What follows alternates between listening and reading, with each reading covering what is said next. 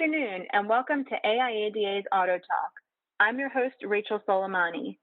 Before I introduce today's presenter, a few quick reminders. Everyone that has registered for today's program will receive a copy by the end of this week. And if you have any questions, feel free to enter them into the lower right-hand side of your interface under the Q&A bar. Now join me in welcoming back Eric Milch, co-founder and director of marketing at Dealer Teamwork. Eric, I won't waste their time, so take it away. Thank you, Rachel and Dan. I appreciate the opportunity to come back and speak to you guys and the AIADA members. Welcome, everybody. We've got a fantastic topic today, one that I'm extremely passionate about. I have a lot of experience in this, so we're going to talk about SEO today. 10 reasons why SEO is important, and we got a bunch of great topics to cover. So let's just jump right in. Again, I'm Eric Milch, Dealer Teamwork, and let's talk about the agenda today. We're going to talk about what is SEO, how does it work, why is it important, and most importantly, what do you really need to do? What are some of the key takeaways? And I've got some great things for you to walk away today, and hopefully answer a lot of your questions. I actually want to start off with Rachel shared a question that she got before the webinar today, so I appreciate whoever shared that. And one of the topics was real simply, what's the difference between SEO and organic versus PPC, and what's more valuable? So we are absolutely going to cover that. So if you do have questions, please add those in, and we'll get to those. So again, how do search engines work? And really, what is it? It's been around for so long. There's so many questions, and just as the picture says, a lot of people unfortunately just may be at the point where, like, I'm afraid to ask. So hopefully I cover a lot of those key topics for you today. And this is a great way to describe it. I ran this by my wonderful wife, so this whole topic was blessed by her. So this is a great way to compare. What's actually going on, and how do search engines work? This is the way I like to describe it. Search engines are very, very smart. We know that they have an answer for everything. They're also very complex, and they're a little bit hard to understand at times. We also know that they're always updating things, and quite honestly, I'm not really sure why, but it always comes back and makes a point. And then moving on, we've got the fact that they will penalize you if you try to trick them.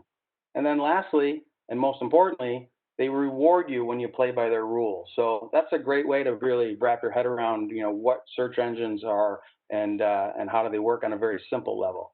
One of the simplest definitions that I've always loved to use is when describing search engine optimization. We like to call it SEO. It's really just all about trying to make it very, very easy and simple for search engines to find your website and the content in it and show it to more people in the free section on the search results pages. And that's really what it is all about. And then as we go a little bit deeper, again, just a general story of how I like to describe how it actually works.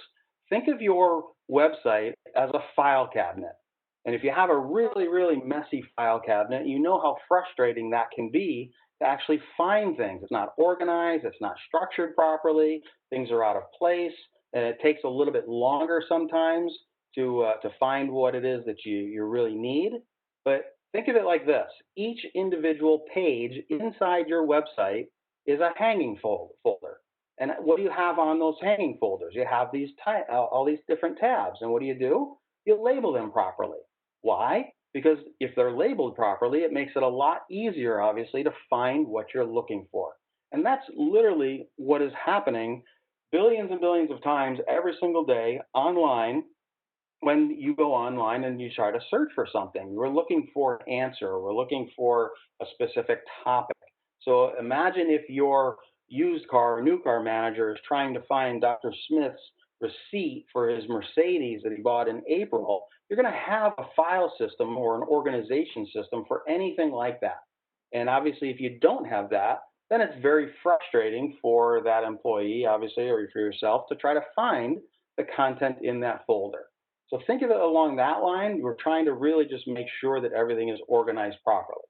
And one of the other questions I always get is, well, does SEO still matter, and is it still needed? And I say emphatically, absolutely, yes, it is.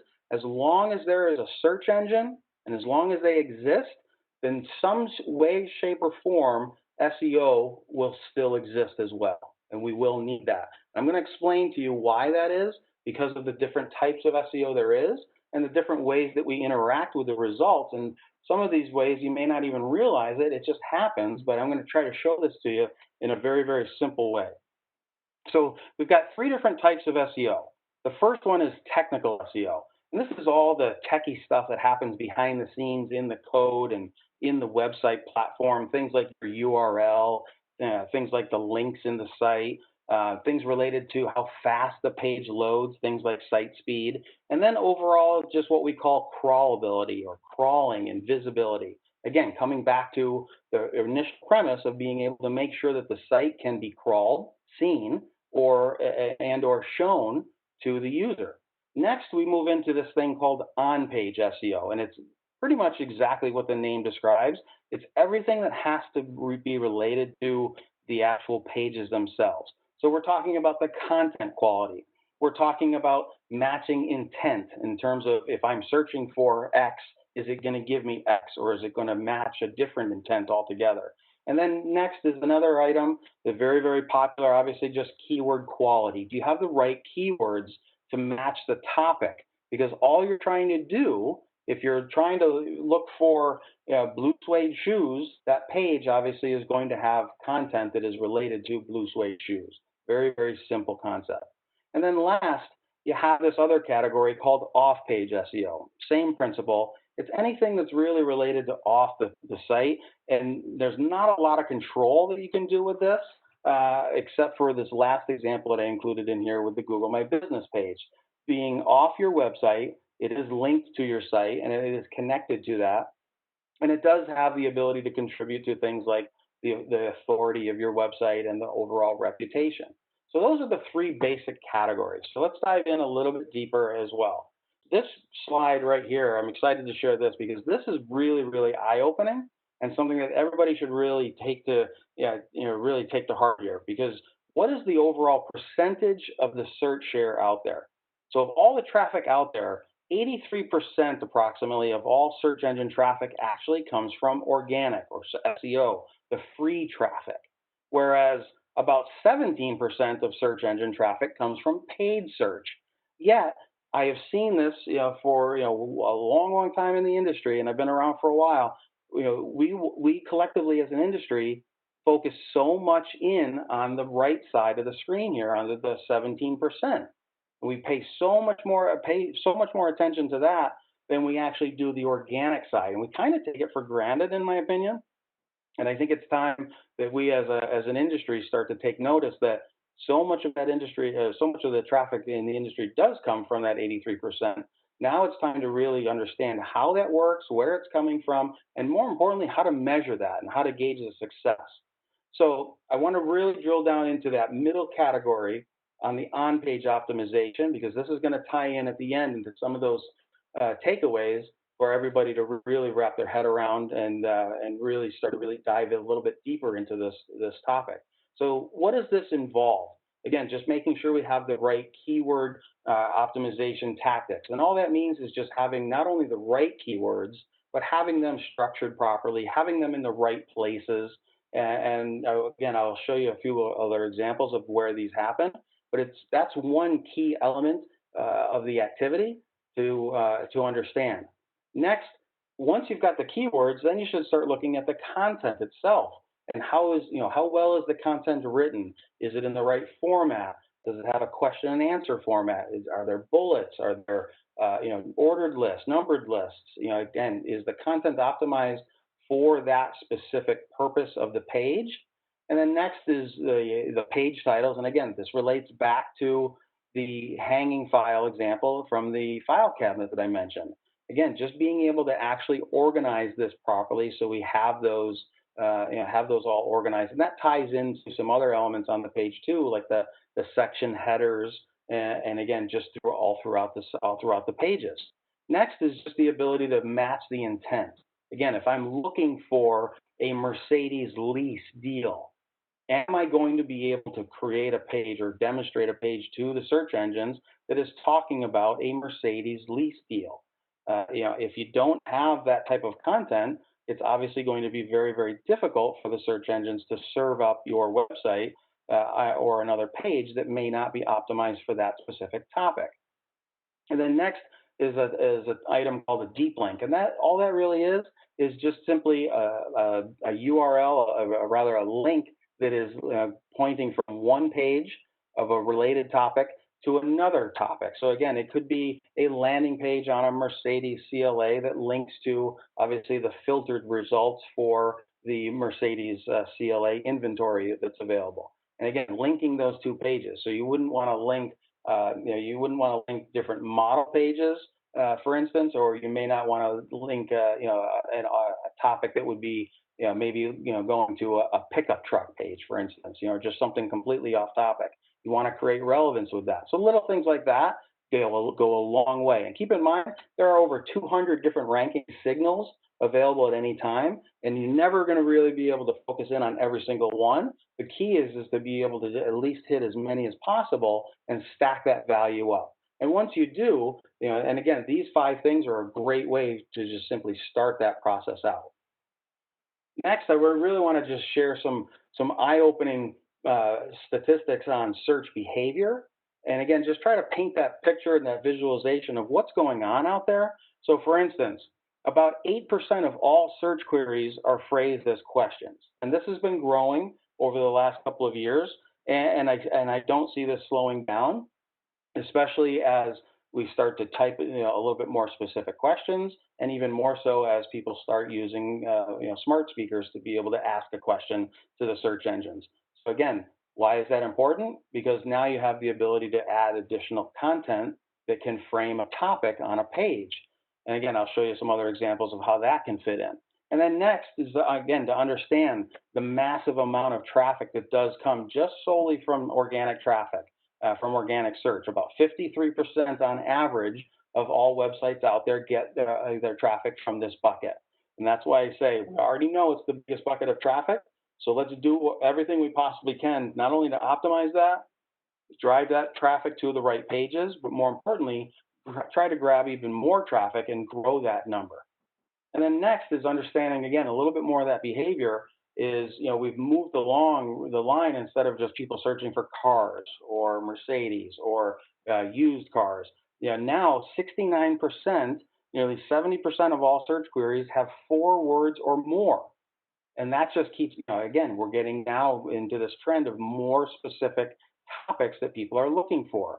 And that opens up an opportunity now to provide more relevant results to match that. And again, more importantly, match the intent. And then next, everybody always loves to talk about, oh, we've got to go find words that people are searching for, real high volume. And I say, no, I don't think that's the way to go. There is so much opportunity out there, and there's so many searches. Over 90% of all the keywords that are out there, get 10 searches per month or less. And again, there are so many search terms out there.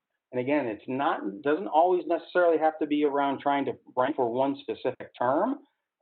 Think of it this way: try to rank for a specific topic and just demonstrate relevancy to the search engines. And that's how we start to be able to increase our opportunity to reach more. And again, moving along in terms of really, understanding the behavior, it's so important to understand, obviously, our behaviors have shifted towards mobile and local traffic. Over 60% of all the traffic out there in the searches are done via mobile phone. So to be able to understand that, not only from an experience standpoint, obviously making sure that the site looks good on a phone, so you're not pinching out and zooming out, making sure everything looks good, but again, it also ties into knowing how fast those pages load. But then on top of that, how quickly, just from consumer behavior, how quickly we need to have that content be absolutely spot on and relevant.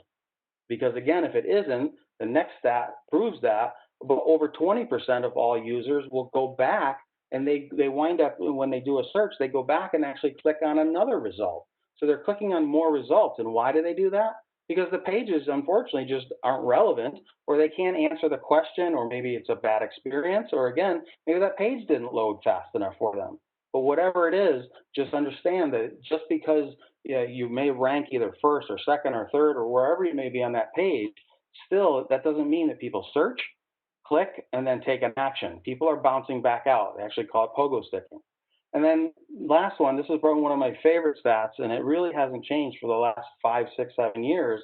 Nearly 20% of all searches out there just haven't been seen before by Google, which is crazy. And it's very, very fascinating to think that really what else is left for people to search? There's a lot of stuff out there, and people are actually, obviously still doing that, and they're finding it.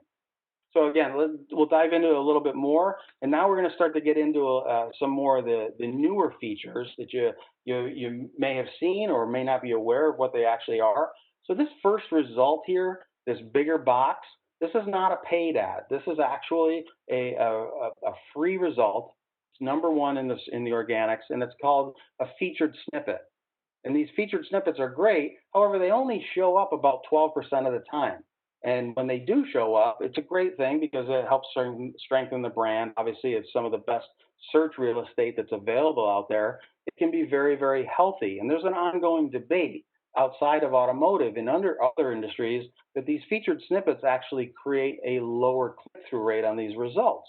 And why is that? Because it simply answers the question. You may have seen these when you're searching for a recipe or how to do something. They may have a list that shows you how to do it.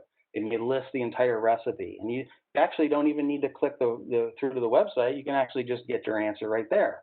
And true to point, in this case, if the search was for a Hyundai Santa Fe lease, we can get the actual answer to the question, thankfully from the content that was prepared on that page. So again, the approach should be make the content obviously as simple as possible, answer those questions. And by doing that and doing those right things consistently over and over again, what you're doing is obviously you're preparing your website and your pages to be have a much better opportunity and be prepared to potentially show up in one of these results. And you can see here, this is this result puts them right at the top. They're on top of the results in front of another competitor. And then even below this one, as you keep going down, there are plenty of other local dealers or even regional dealers that they're able to beat out for this. So it's a great opportunity to pick up that real estate. Next is just looking at just the ability for these searches to obviously influence the purchaser. And almost 40% of purchases obviously are obviously influenced by the result of a very, very specific and relevant search result showing up. And you can see in this example, Google didn't render out the previous one with a featured snippet, but what they still did is they put in this specific payment information. So if somebody was searching for a lease, the information is dynamically added to that. And then on top of that, you can see there's even a price range and then an indicator that yes, it is in stock. And so these, what they call structured data elements, are in this markup is able to be able to add additional information dynamically. So again, it can influence the click and it can show the user more information and really move them along the line. And then on top of that, you have the ability to obviously for local searches, and it's important to understand that nearly 50% of all searches have a local element tied to it as well. So again, the ability to connect with more shoppers and drive what I like to call a one-click search. So somebody can click, find that answer to what they want, probably in their Google My Business profile, that local landing page. And then on top of that, be able to build trust because you're either connecting with a trusted brand or respected brand and being able to keep that experience moving along so you can build a much better experience. And then from there, again, just understanding that 75% of the mobile searches that do happen online wind up resulting in the shopper or the user contacting that business within one day as well. So again, it's very, very important to show up there. And I do have a good takeaway tip for you later in the webinar to be able to show you how you can help improve these local listings even more. So being able to show up for these, I think somebody asked a question in terms of what constitutes a local search. Really anything with a geographic location. I believe that was the question. Let me just see what is considered a local search: mile radius or geo-modified search terms. Actually, the way that the real specific question, a real specific answer for that, Amanda, and I appreciate the question, was the way that your results will show up is determined obviously not only by your physical location, but it's also tied to the actual physical location of the business.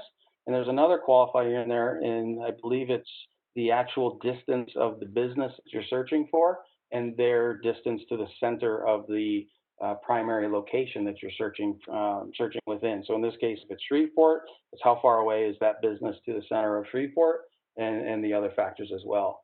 So hopefully that answers. If that doesn't, let me know. Move along here.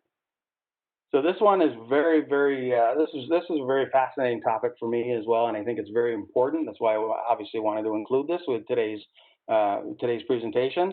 The search features, things like the snippets. You've probably seen things like people also ask questions. Well, the layout and the features have a tremendous impact on the what we call organic click-through rate, and I'm going to show you through several different examples. So again, I mentioned before, about 64% of all the traffic out there is on mobile. So I'm going to focus in on, for the purpose of this conversation, the search click-through rate through mobile devices. And this is just on average, all industries. So number one spot, about 29%. And you can see it drops down pretty quickly from there. So the way that I like to position this is usually the first 5 positions in the organic results on mobile, they will typically gather about 70 plus% of all of the clicks on that front page. And again, now what I'm going to do is walk you through several different variations of how these click-through rates start to change, and it's pretty dramatic.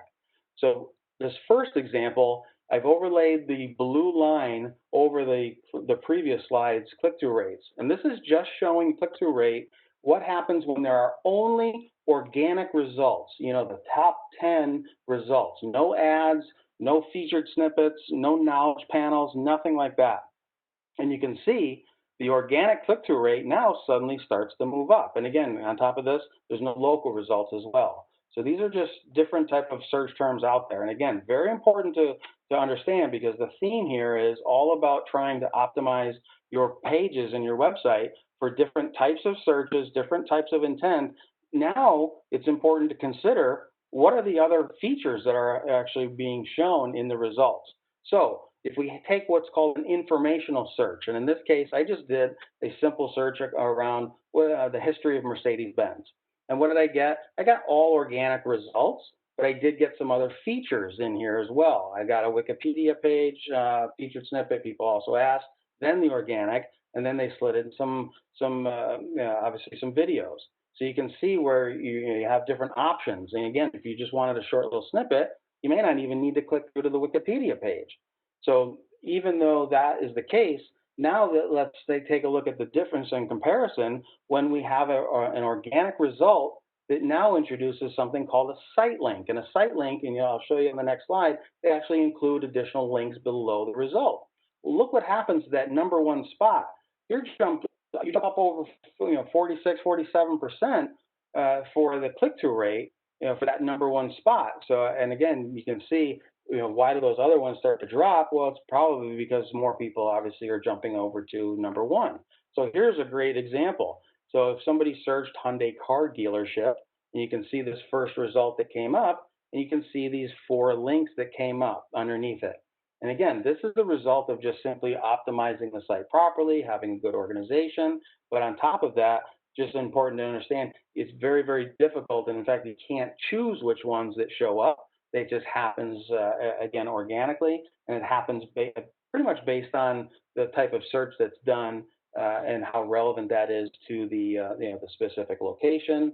So a lot of the factors that will play into that. But again, that's a great example of that result with the site links. So now let's take a look at what happens when there's a featured snippet. And as I said before, industry-wide, or as just general across the board outside of our industry, you can see on average that click-through rate actually drops, as I said before. So it drops down to about 23%. But again, that's not taking into consideration just automotive. But interestingly enough, look what happens to those other results below that. They actually go up in spots 2, 3, and 4. So again, very, very dynamic behavior that we're seeing across the board. And again, there's another example from the other Hyundai store, this one for a different listing. we were able to get one of their listings again show up for this result. And again, it was all thankful, to the content that was being placed into that page that allows Google to see that. As I said before, it's important for them to be able to see it, understand it, and then they'll be able to show that obviously to more shoppers. So now the last example is what happens when the knowledge box for the local results is also introduced to the equation. And again, if you had attended the first webinar I did with AIADA, where we covered Google My Business, we talked about how important just that Google My Business piece of the puzzle is. And this exactly proves that point. The click-through rate on the organic starts to drop because when somebody is doing what's called a navigational search, and they do this type of search, there's no, a lot of users just simply aren't clicking here. Why? Because they're drawn over here into this knowledge panel here for the, as I call it before, the local landing page. So in this case, you got the photos. Obviously, everybody's familiar with this. You got your website directions. You got all the other information, and you can pretty much accomplish what you need to with one click if this property is optimized properly. So that's again why it's so important for this category from a local SEO standpoint to make sure that your Google My Business page is intact, is optimized, is part of the overall strategy, and it is absolutely part of the approach for you to be able to connect to more local shoppers. So very, very important aspect of it. And then we have, this should be the last example for the click-through rates here, the knowledge panels that are introduced. Again, same thing as the knowledge panel for the local. You can see the click-through rates start to drop here as well. And then again, another example. And something interesting happened when I did this search, when I grabbed the screen. And again, this is classified as a more of a transactional search. As you can see, my search phrase was Mercedes AMG GTR for sale. And notice what showed up over here. Besides over on the right, we've got our knowledge panel. Notice this. This was literally the first time I've ever seen it, so I thought this was a good thing to share as well. We've got this extra image, we've got this extra content, and then notice there's this mini navigation bar over here, and defaulted obviously to the transactional result. And then what happened was, I was curious, let me see what happens when I click on these other items, and I'll show you the next slide. There you can see it changed, and it changed my search term, and it gave me more content. Again, more search features were added to it. You got a paid ad. You still got the knowledge box. You got the people also ask, and again, you got videos and so on. So again, what's the takeaway from all of this? Is really just we've gotten to the point where search engine optimization has matured to the level that we now need to understand and recognize the need to optimize content and the pages, not only to maximize click-through rate, but also to take into consideration what's the search layout for the term. So if we're trying to rank for a specific term, it may not even be worthwhile if we're just going to be competing against all these other bigger names or other knowledge panel boxes that are very, very difficult sometimes to try to compete against. So that's why it's very important, obviously, to be able to understand, what is the overall approach, what are you currently ranking for, what are those realistic opportunities to be able to maximize additional clicks. So again, a nice summary for you here, everybody, in terms of why is this so important. Again, this is probably some of my favorite ways to describe this. Again, very, very long-lasting results. Once you do these things, you play by the rules, and you get rewarded by that, the average age of a page one result in Google actually is over 2 years old. So that demonstrates how valuable that is. So to put in that hard work and that time, and again, this is not an overnight solution. That's what Google Ads does. That helps bridge that gap. And then ultimately you start reaping the benefits and the rewards of that longer term result that you have. Next is the ability to truly quantify it down. And this is where a lot of people just unfortunately may be misguided in terms of their attempt to quantify it down, maybe because they don't understand what they should be measuring. And that's where I want to help you out as well. And two of my favorite measurement objectives are you measuring the organic lift, and are you measuring new user lift as well? And those can be measured if done when done properly. So again, there's a few additional ones I'll get into, but just two quick examples to be able to understand how to be able to measure that and be able to deliver the quantifiable results. And then next, your overall ability to influence the buyers. We saw earlier before, all organic results have the ability to influence over 45% of all the purchasers out there. So again, the ability to add better content to your pages definitely has the ability to show items such as current offers to help improve that experience. And again, what does that lead to? That just helps lead to be able to drive, building a brand, creating more presence in the organic results. So rather than just showing up for one item, maybe you have multiple pages for the same term that shows up as well. Again, some of the higher tail terms, you might have the ability to show up not only for your home page, but obviously some lower level pages as well. And what does that do? Like I said, it gives shoppers exactly what it is that they want. And then on top of that, here's a simple tip, takeaway that I mentioned earlier that I was going to share for the local SEO, being able to connect with more shoppers. So here's a term that a local user did, and the term is very simply Mercedes-Benz for sale. So in their market, the results showed up, and what they did was, again, knowing that what the rules are and knowing what Google's looking for, inside the user's review, they did a great job. They left an awesome review, and they actually mentioned their vehicle model name. And one of the things that Google's looking for are keywords, whether it's the make, the model, the location, the name of the dealership. Well, check out the response from the owner and their response in the review. Rather than saying, "I hope you enjoy your new car that you bought from us," you can simply say and change it around, and everybody can do this. Just go back to who's ever managing your process and just add this simple step in, because you can go back and edit prior older reviews. You can go back in and add that. So this dealer did the same exact thing, and they added in, your new 2020 Mercedes-Benz A220. Thanks for choosing Mercedes-Benz of Shreveport. It's a great way to add instant relevance to help make sure that your pages do, in fact, your local landing page, your Google My Business page shows up. And again, why do you want to do this? Get in front of more buyers, drive more clicks, more calls, and ultimately, what I love is the ability to grab more data from that so we can continuously improve over and above that. And then again, the SEO obviously influences that entire buying cycle. When we search for something online, what are you looking for? You're expecting an answer. So again, the ability to offer up those answers in additional spots within the search engine real estate, rather than just trying to hope that your top level page, your home page, or maybe your inventory, it can go much deeper than that. And you have the opportunity to truly connect that user and that buyer with exactly what they want. So you noticed in this prior example, that somebody was searching for, if they did a search for Hyundai Palisade price or offer or anything like that, they've got the offer right in there. And if you saw that, you're probably expecting that to be consistent. And obviously, when you click through, what do you find? There's that offer. That's how you build your brand. That's how you build your trust. And again, that's how you deliver a much better shopping experience, because ultimately, what's that going to do? It's going to drive more clicks and give you the opportunity for more conversions. And that's exactly what the name of this game is all about.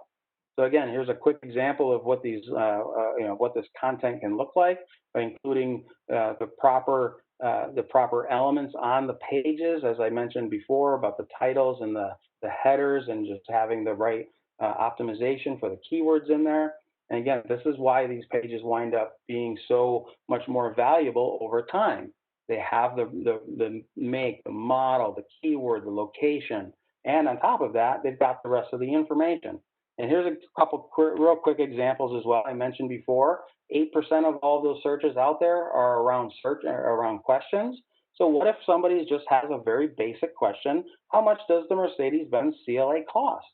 Well, we've got it spelled out. Google can find it. It helps the user, and we've got the content available. And again, whether it's a sports car, what do people tend to search for? How fast is it? What if it's truck? How much payload does it have? What can it tow? Does it have four-wheel drive? Whatever. Those are the questions that people want to know. Does it have a touchscreen technology? Does it have paddle shifters? It's literally endless opportunities out there to be able to connect with the buyer, give them helpful, trusted content that helps essentially, as I like to put it, be the catalyst for moving them to the next stage of the buying process. So, what's the end result? What can you take away from all of this? What's the goal? The goal, like I said before, is just more organic traffic and obviously getting more users. Here's a quick example from a Q2 result that we just pulled for a recent customer. And again, this was obviously during trying times, but yet we were still able to manage a growth, a nice organic growth. But more importantly, we were able to gather more user growth as well to be able to capture more opportunities. And the end result was obviously much better engagement with their customers, even while their stores were closed, unfortunately, and they were still able to hit record numbers with that. And again, what are we trying to do? We're trying to deliver more users, obviously, to the most important pages out there as well. And again, this is also during trying times, but we were still able to show solid results in terms of an increase in organic traffic to the primary important top priority landing pages, the pages that they truly need traffic to get to, and on top of that, be able to deliver an increase in new users. And then what's the ultimate goal from that? Again, just being able to get more conversions. And this is just one example of comparing all of the traffic sources to be able to just compare the click to call conversions from this segment, from all the segments. And you can see for this example, we were able to drive much more, obviously, much more click to call conversions from from that organic segment. And that's a powerful thing to be, not only to be able to capture that, but be able to connect that back to show the accountability, because that's how we can deliver the ROI. So you're asking yourself now, how can I measure my own organic success? What should I be looking for? What should I be asking my current vendor? What should I be asking my new vendor? These are the types of things that you really should be asking, because unfortunately, a lot of times these activities just go unchecked. And it's time, like I said before, with 83% of all organic traffic coming from SEO activities, those that activity from the organic bucket really needs to be measured, and it needs to be held accountable. So there's 5 simple questions. Is there more organic traffic coming into the website? It's easy to track and measure that. Can you show any type of keyword relevance? I'm not saying we need to see a list 1,000 keywords deep or even 100 keywords deep. We should at least see demonstrable success from topics that are associated with the website and certain sections of that. Again, do you have more pages that rank? If you're not adding more pages, you certainly can't get more pages to rank. And if you are adding more pages, the question you should be asking, are those pages now ranking? And then next is obviously real simple, as I said before. Are there more new organic users? We need more users. We always want to talk to more new people. So are we capturing more users through the site, through organic? And then last, can we actually quantify down the local traffic quality? And that's why I said before that GMB, that Google My Business piece, must be a part of that tactic as well. So trying to create a strategy overall without having a plan, again, it's very, very difficult. So here's 5 simple takeaways as well. Inspect those on-page items and elements that I mentioned before, like your page titles, your links, your intent, your content optimization. Review those organic traffic segments in your analytics. That's very, very simple to do. And you should understand not only should you know what the organic traffic activity. 2 or 3 years ago, maybe even longer ago, it was fine to say, hey, my organic traffic is up. Now it's down. You should be able to drill down even further to say, what is my organic traffic to my pages? What is my organic traffic in these different segments? Even organic traffic from geolocations. You have the ability to track that. And again, even more importantly, segmenting out that GMP traffic, and you can do that again very easily if it's properly tagged and properly set up. And then next after that, again, just how are you currently measuring the success? I hear horror stories. Unfortunately, dealers every single week when I talk to more and more dealers, they tell me these tales of how much money that they are in fact spending, and they don't even realize it and the difference in the disparity between the budgets that they're spending on paid search versus what they're putting into the organic as well. And they spend so much time scouring over, say, 9% of their overall budget or no, overall traffic budget when they might be spending $18,000 a month on paid, but yet they're only spending $1,000 a month on organic, and that accounts for over 60% of the traffic to the site. It doesn't match up, so there needs to be parity on that. And then last, get an organic audit, and I'm more than happy to do that. We offer a complimentary search audit as well. We'll take a look at it and break things down for you.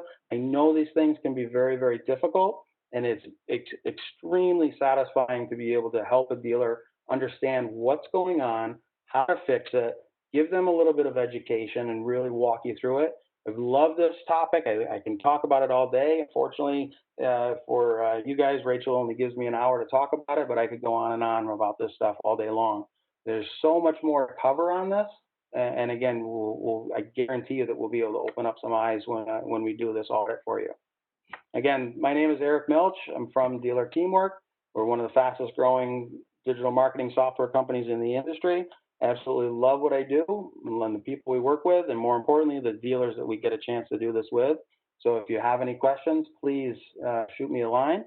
And again, don't forget, contact me for your complimentary audit. I know we'll be able to help you out, and even at the very least, you'll be able to walk away and say you learned something new. So again, thank you very much. Rachel, I'll turn it back over to you. Thanks for joining us and helping shed some light on SEO and everything that's really important right now and necessary. We really appreciate it. Again, to those on the line. Sorry, Rachel. I was just going to say real quick, especially right now, dealers have just gone through such a transition period, and everybody across the board has pulled budget away from the traditional channels, and they've seen what's happened with their digital activities.